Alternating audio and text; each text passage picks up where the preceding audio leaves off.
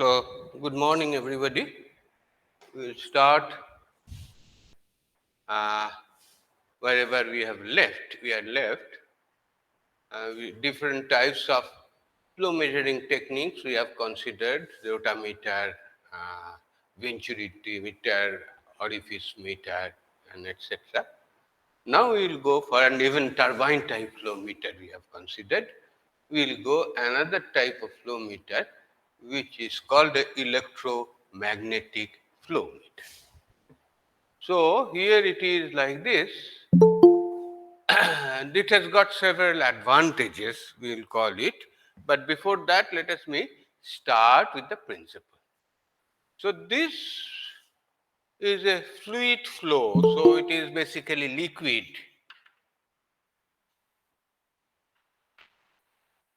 And we assume that the liquid is conducting.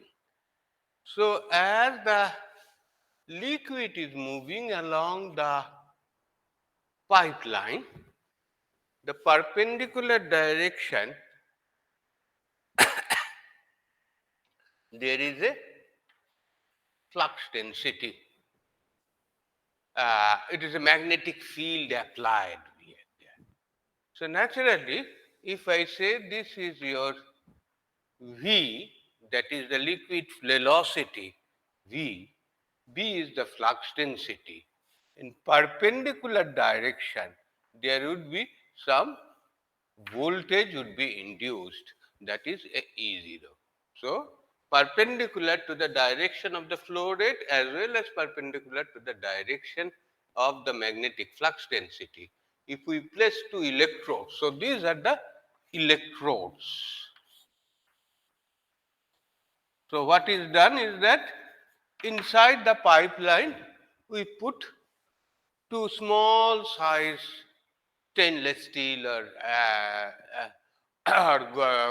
no, some noble material, gold or like this electrode here, so that this and connect some wires and like this there, so that you get some output voltage. And we know this is E0 is equal to B into L into V. What is the L? L is, so B is the flux density,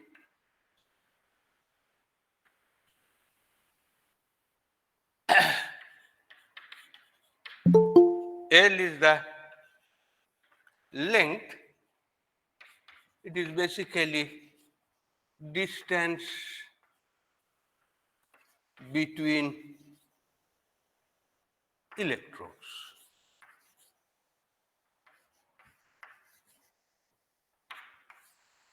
Distance between the electrodes, and V is the velocity.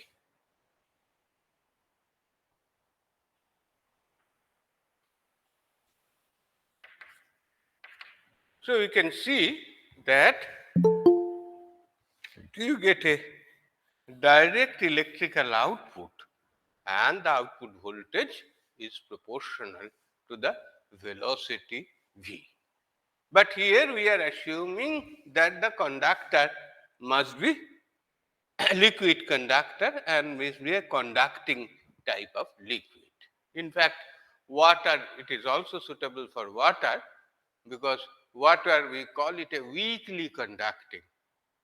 Because water it can also carry electricity or charge here there.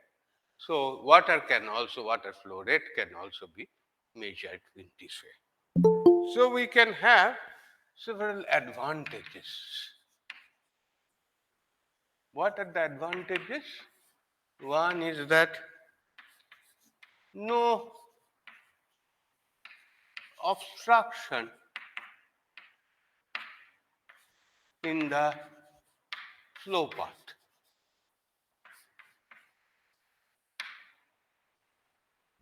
Because we mounted the two electrodes inside on the wall of the pipeline.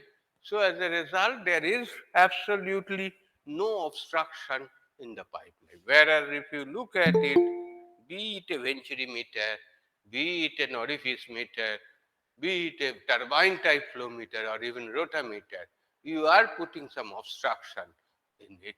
There is no obstruction. So naturally, it can be ensure free flow of the liquid or whatever be the fluid area. Next is obviously linear relationship.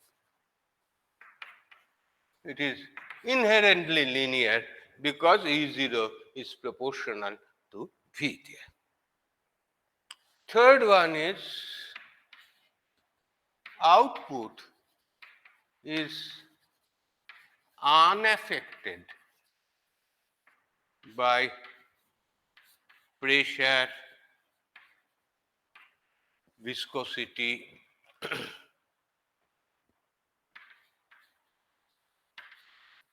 or temperature variation.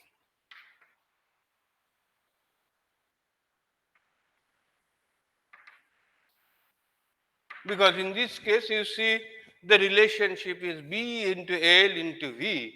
What is the pressure, whether the flow is turbulent or laminar, it doesn't bother.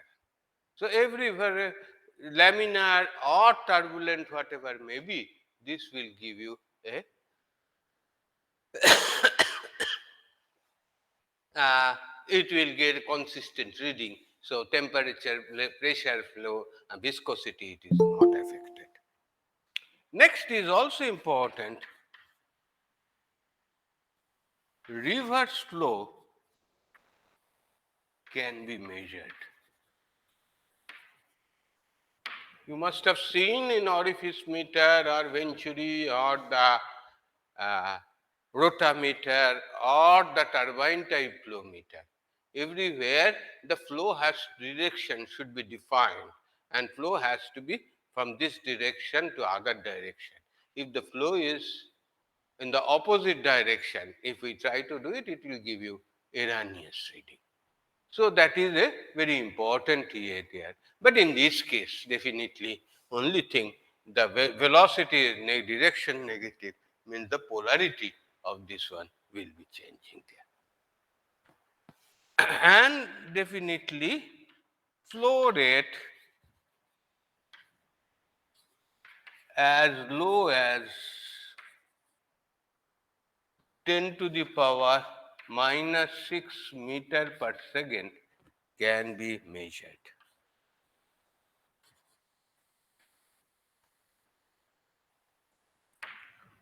So, because that depends upon what is the velocity very low.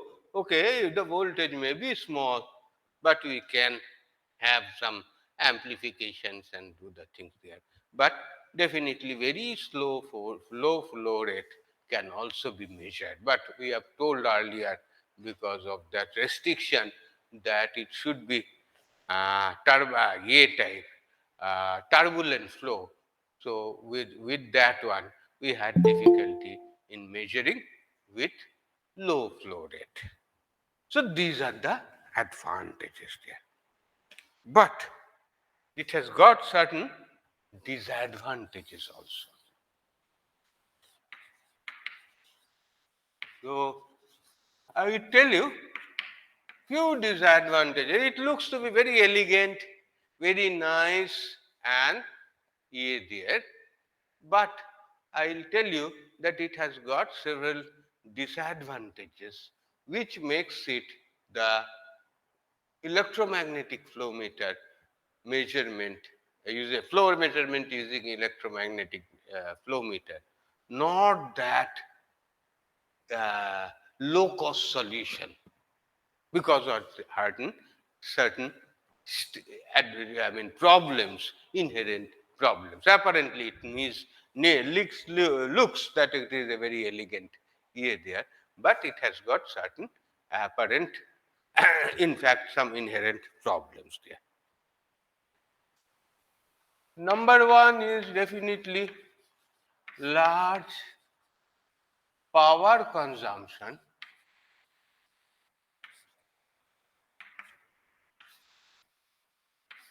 compared to other instruments.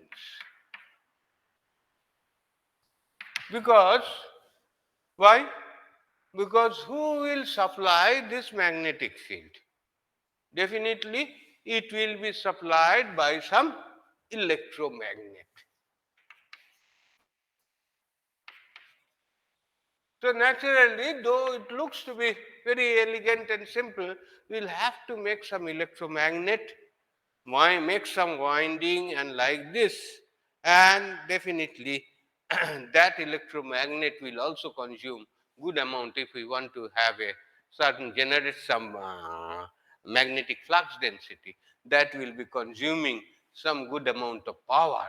So naturally, the power consumption compared to the other instruments is quite high. We always look that this power consumptions should be low there. Next problem is more difficult problem, and that's why it is that's why it is more costly and also not very useful there. So what is that one? For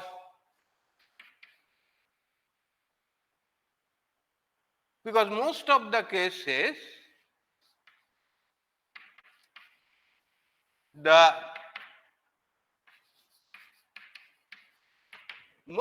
cases what we have is that the water is the liquid is water, or brine, or milk, or whatever may be. So basically, it's basically water based one.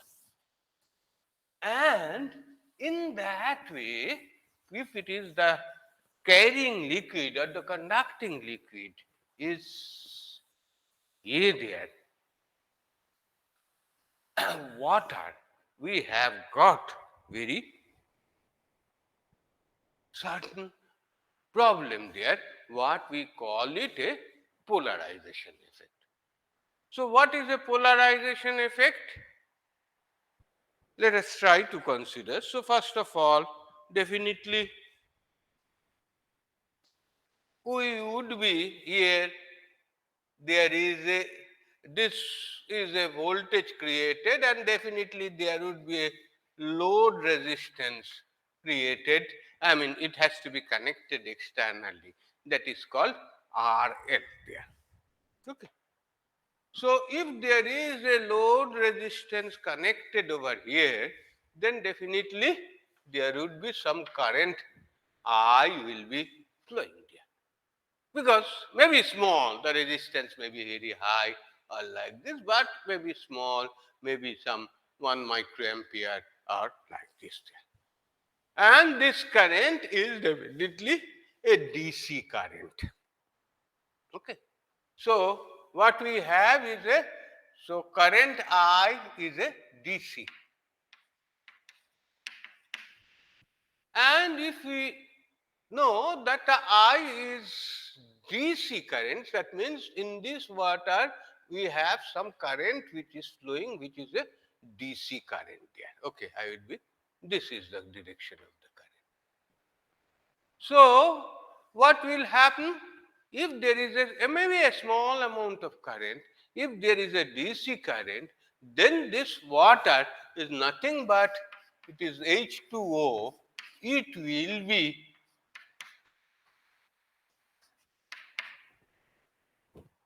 dissociated into the actually at least some A molecules will be dissociated in form of H plus ion and OH minus ion.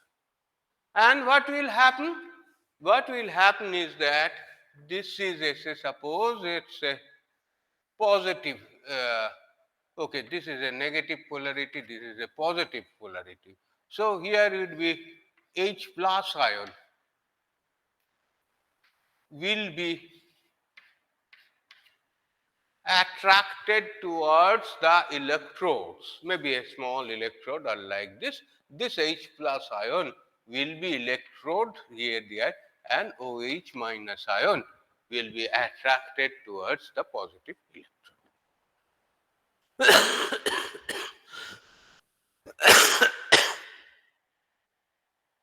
So, what will happen? Once it touches the electrode, the hydrogen ion actually accepts the electron from it there and becomes hydrogen gas. So it becomes hydrogen gas. And here also this OH minus ion, this releases, once it takes, gives away a negative charge, it releases the oxygen gas, oxygen molecule, the there, atom there, and finally we will form some hydrogen ion, rather gas here. And similarly, in this case, there would be some oxygen, so gas will be.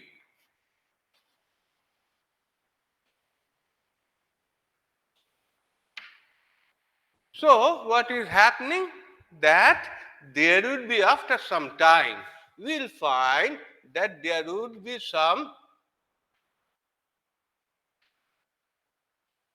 small gas bubbles are after gas bubbles are sticking with the surface of the electrodes.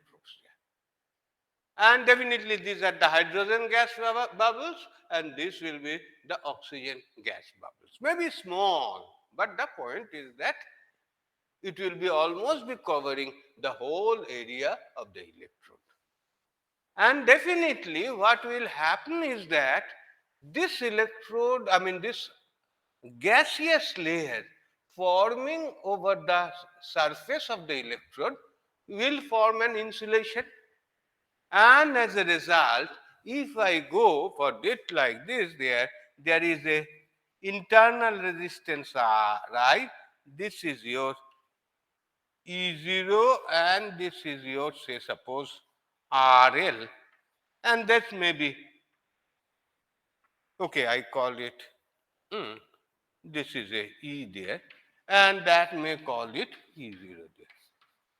So what will happen is that this Ri, the internal resistance, as soon as the bubbles forms like this Ri will go up to a great extent because there is complete insulation layer in it there.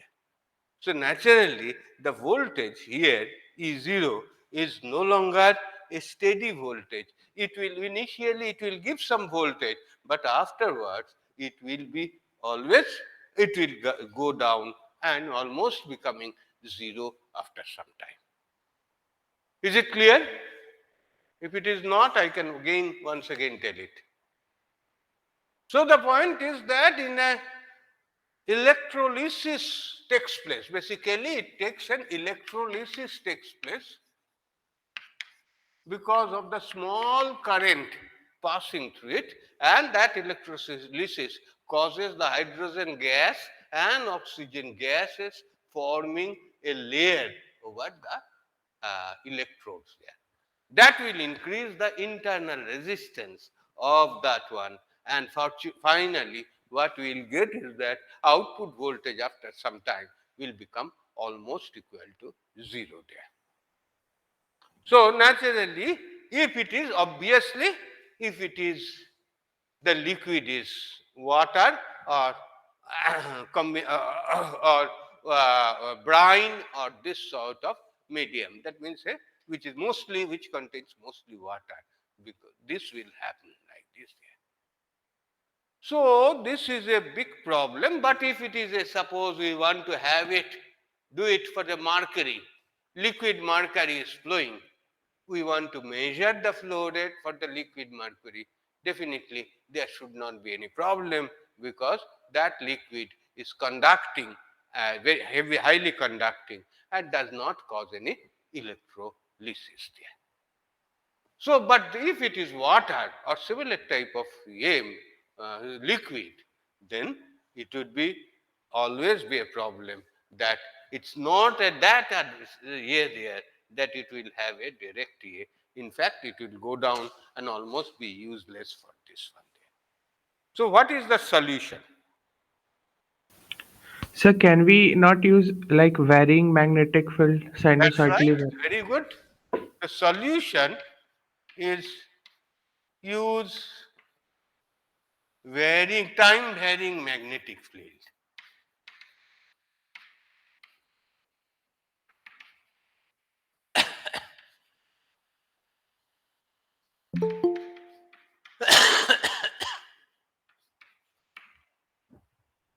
If it is a time varying magnetic field, then again it's very correct that we use time varying magnetic field, so that we don't allow the ions to stick to, or the gases to stick to the wall, or that insulating layer formation is avoided there.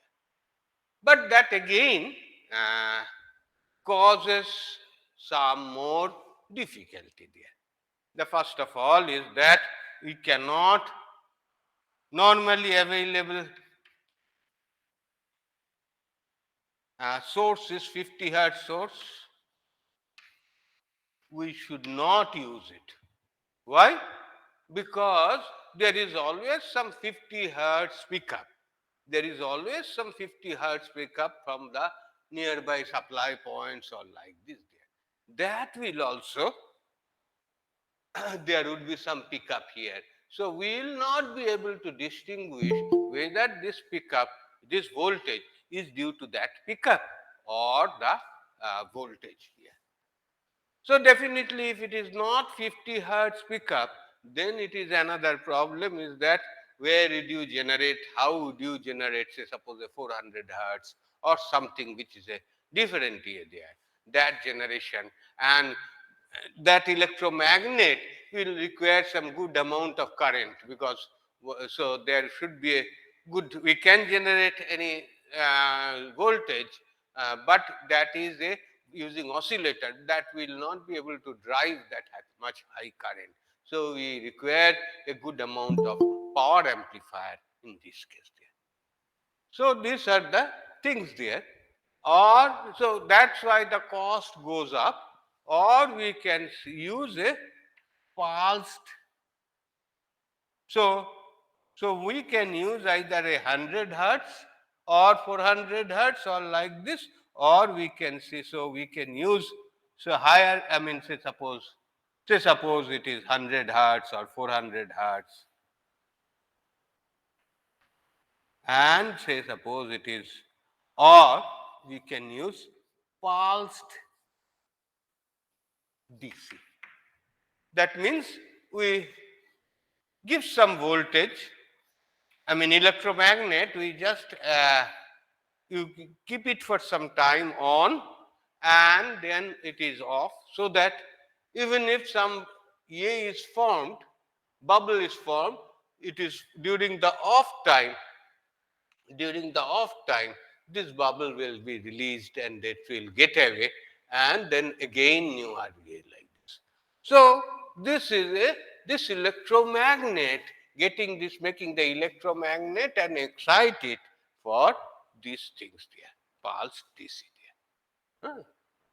So this is a one A there, and that's why the cost goes up, because the electromagnet, you will have to excite it and provide some current, which is a good amount of current and power by some A, with some other frequencies, AC, that maybe is the AC 50 hertz or 100 hertz or like this, or pulse DC or like this.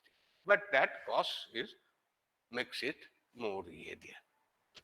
And in this context also, if I have told it,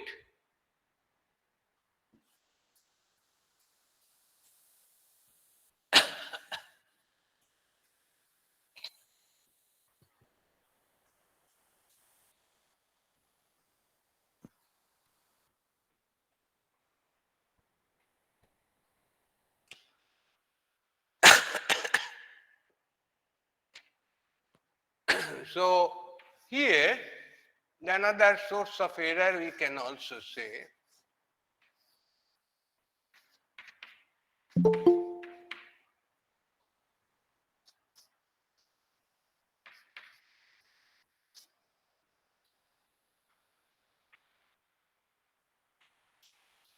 this Ri, what is the Ri value? It is the weakly conducting liquid's resistance between these two terminals. This Ri value is also very high, approximately 20 kilo ohm, or rather greater than 20 kilo ohm. So as a result, what we need is that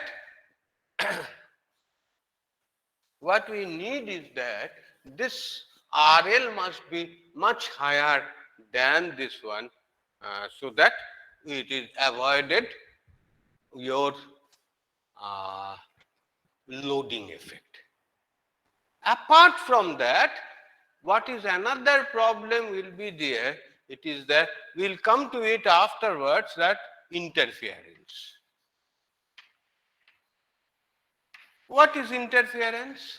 Say suppose it is, I have it, it is 1 to 2 millivolt, very small voltage. I can consider it to be DC or whatever may be like this. But nearby there is always, and I can consider it to be this point, one point, I just ground it like this. But nearby there may be some voltage here which is 220 volt, and maybe that is coupling with this point by a capacitance, and this capacitance is basically as I told you, that capacity, two parallel lines are going very close by lines, so there would be always some capacitance there, and this capacitance value, as I told, the capacitance between me and the board is around in the range of 10 picofarad or like this. So this could be in fact in the range of 1 to 10 picofarad like this.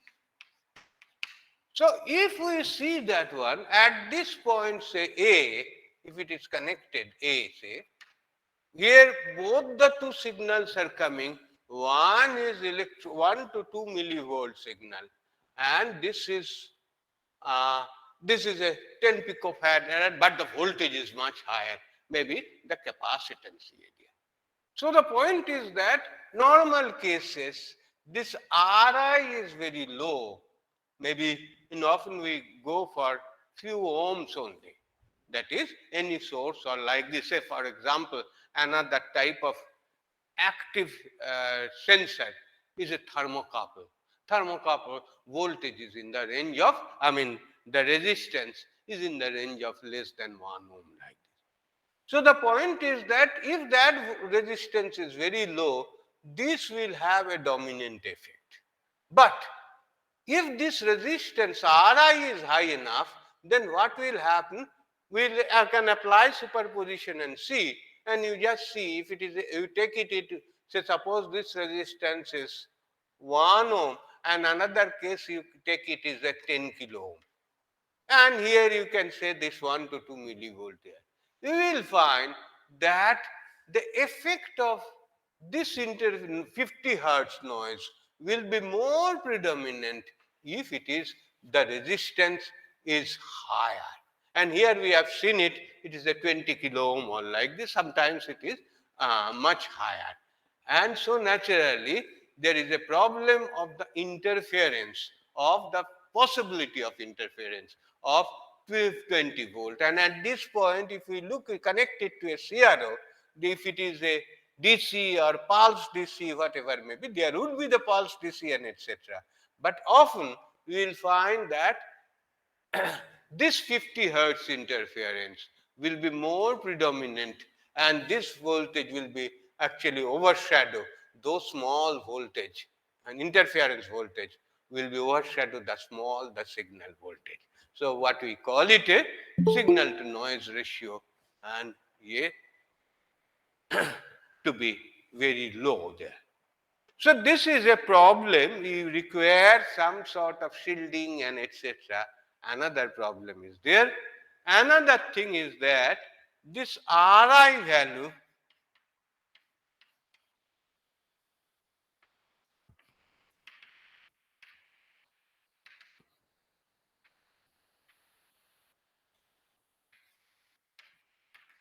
changes with liquid conductivity. Ri value changes with liquid conductivity. So ideally we say it is not dependent on the liquid property, pressure, temperature, etc. But Ri value will be dependent upon the electrical conductivity of the liquid, and as a result, as this value, if it is high, as this value increases, so definitely the output will also be affected. So we need to take care of all the things there before we use this one, and as a result, obviously we say that its applications, rather the cost, considering the simplicity and cost all like this, so actually it is not as simple as we thought initially, and cost is also high, and it requires what we call it, to avoid interference we require a proper shielding or thing like this. So overall, but what we can see is that overall it can use for a very low conductivity here also. So suppose a minimum conductivity which can use basically which one, in case, for which case we should say that liquid is conducting. So for conduct, because it has to be a conducting liquid here. So the minimum conductivity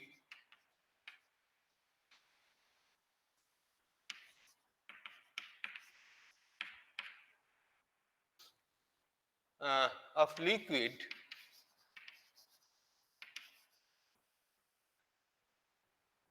is approximately 1 micromole per centimeter. Okay. So this gives you, this is a, that up to that level we can go for it, because it is quite, that means almost distilled water or these things we can do it, because normally the tap water conductivity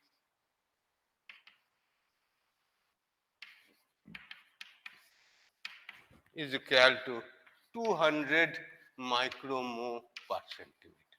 So naturally you can see that it is almost distilled water, because there are some small ions are present always, and that will be make this one conducting liquid we can consider conducting, and that is sufficient enough to be considered and to be used as an electromagnetic flow meter. Is it okay? Any question? So in that case, I can just take one example.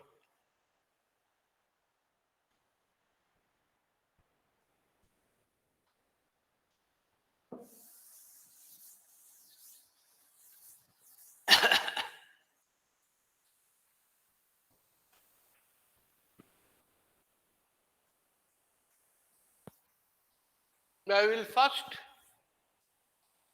read the problem, then we'll try to solve that one day. It's a problem is small, but the statement is slightly large, so I'm just reading it. and electromagnetic flow meter is used to measure the average flow rate of an effluent in a pipe of diameter 5 centimeter. So this diameter is 5 centimeter, and there it is effluent, some contaminated water or like this is going on. The velocity is assumed to be uniform. We are assuming the velocity is uniform. The flux density has a peak to peak value, because the flux density, as I told, that it cannot be DC. So it is B peak to peak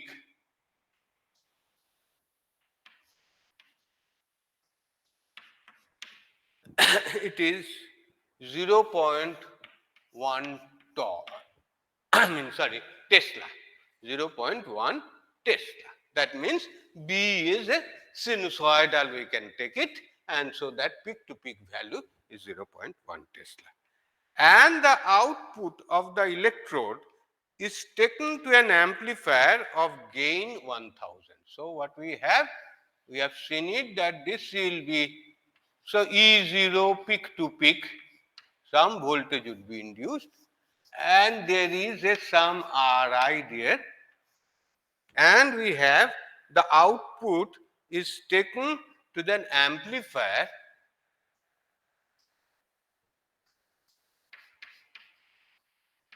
What is the amplifier gain? Is equal to 1000, and input impedance. So we can say this is your input impedance of the amplifier. Okay, Ra, I put it there. Okay, so because I consider it to be A there.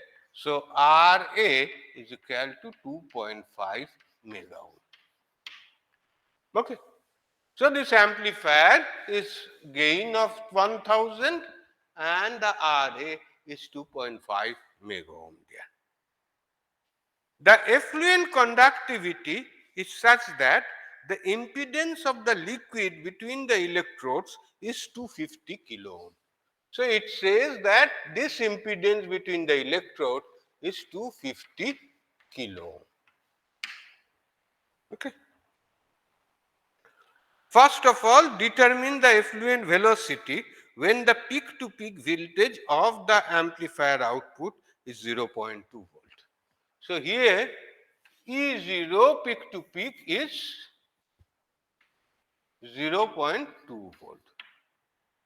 So it is, no, of the amplifier output. So here it is V0 is equal to 0.2 volt peak to peak.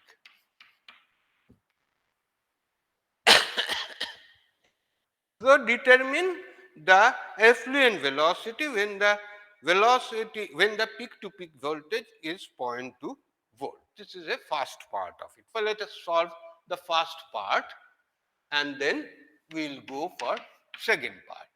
So first part is that find the velocity v. So we can say it is a 0.2 voltage there.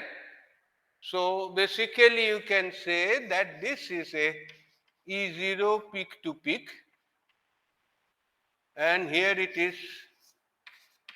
250 kilo ohm, and here it is 2.5 mega ohm. That means it is 2500 kilo ohm,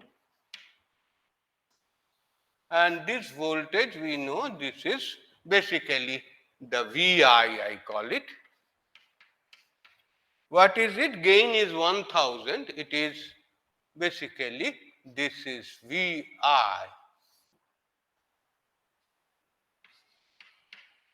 This is equal to 0.2 divided by 1000 is equal to 0.2 millivolt. It is peak to peak. Okay. So in that case, what we say is that it is 2500 divided by 2500 plus 250 into E0 peak to peak is equal to 0.2 millivolt. Agreed? So here it is 10 by 11. Basically, it is like this, I think. Just check me. It is 25, 25. No. Huh. This is 100, 25, 2.5. Is it 10 by 11? Na? So here you can say it is E0 peak to peak is equal to 0.2 into 11 divided by 10. So here we get it is equal to it is 0.22 millivolt peak to peak. Okay. And we know this is a E0 peak to peak. So here it is what we have 0.22 into 10 to the power minus 3 is equal to what is your B? It is 0.1 peak to peak into what is your length? 5 centimeter.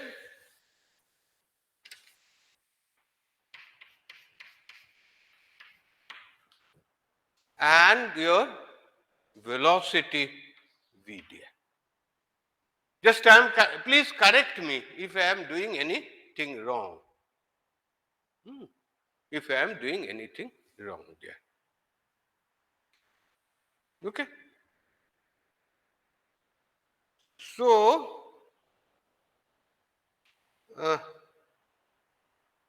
peak to peak voltage is 0.2, it is 2.5 and all the things, and the peak to peak value is 0.1 there. Okay. So, B into L is the pipe, A is that the pipe diameter is 5 centimeter. So, naturally it is the 5 into 10 to the power minus 2. So, what we can say is equal to B is equal to 0.22 into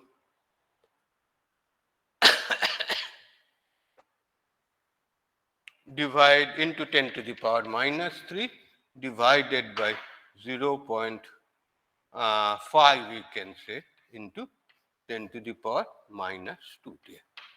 Okay. So, here it is, what is the value? You can get it? 0.044, sir. Pardon? 0.044 meter per second.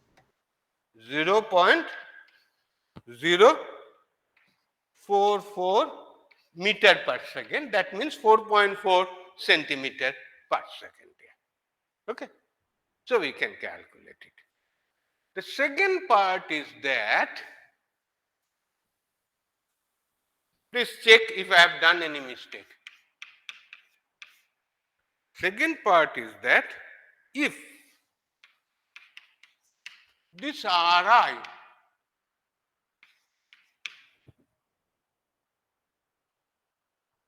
if the impedance of the liquid is increased by 20%,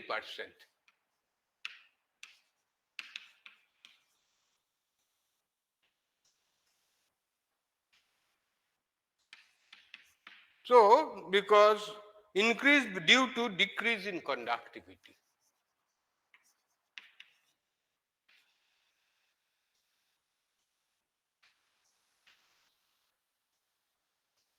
Say suppose it is an effluent, so it was containing several salts and etc. But somehow for some time, during some time, there is some this effluent in the conductivity is decreased. So instead of this one, it is increasing by 2 point by 20%. So if it is a 20%, it is 250 into 1.2. It is basically what is the value? 300, sir. 300 K. So in place of it is 250, because of this one 300 K it is. Then determine the percentage change in amplifier output, flow rate remaining same. So what is there? New V0 new is equal to what? With V same or V same. So we can have it do the same thing.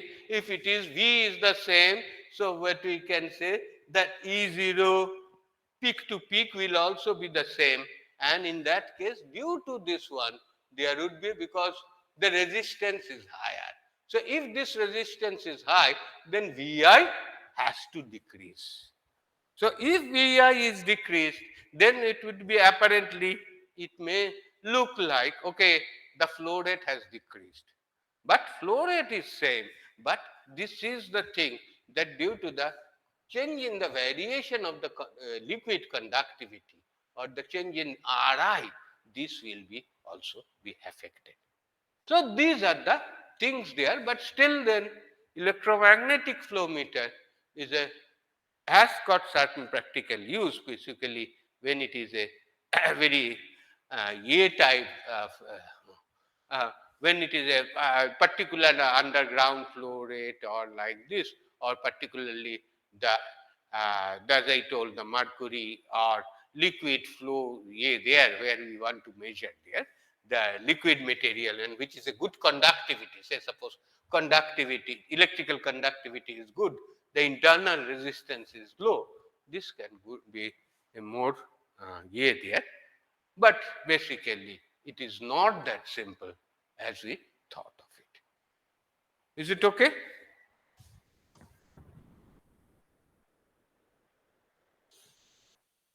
Yes. So any question? So if it is not, we will go for the other types of flow meter, but let's take a 5 minutes break.